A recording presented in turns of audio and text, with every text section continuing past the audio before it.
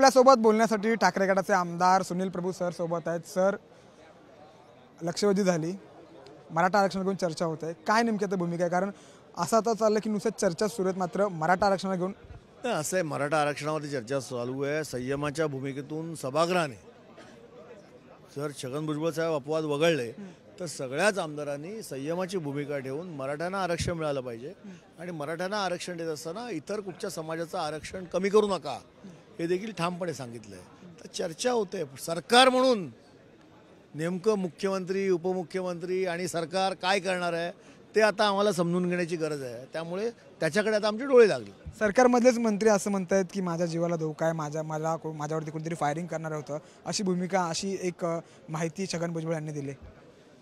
अजब तुझे सरकार, आणखी काय बोलू? असं वाटत नाही सरकारचं कुठेतरी अपयश आहे? कारण काल पेन्शनधारकांची एक बैठक झाली, त्या बैठकीनंतर देखील आता ते कर्मचारी आहेत ते आंदोलन करतात।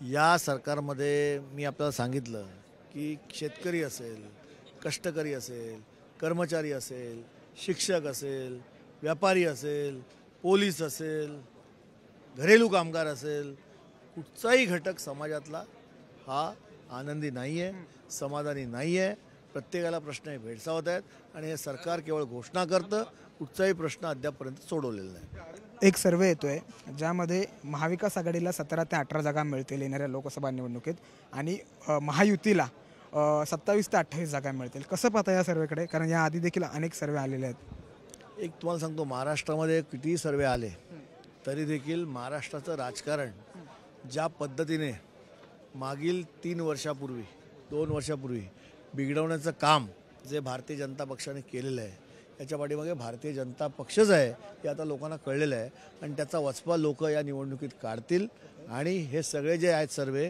ते सगळे सर्वे फोल ठरतील आणि महाविकास आघाडीचे मोठ्या संख्येने कॅन्डिडेट महाराष्ट्रामध्ये निवडून येतील। शिवीगाळ करणं चुकीचं आहे।